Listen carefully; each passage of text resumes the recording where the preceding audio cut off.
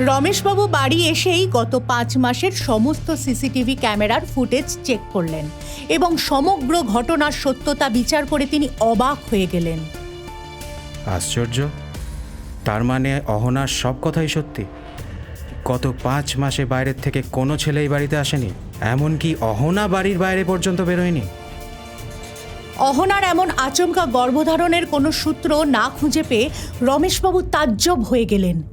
পুরো ঘটনাটা তার কাছে ভীষণ রহস্যময় ঠেকল। অহনা তার প্রেগন্যান্সির কারণে নিজেকে সকলের থেকে আড়াল করে রেখেছিল।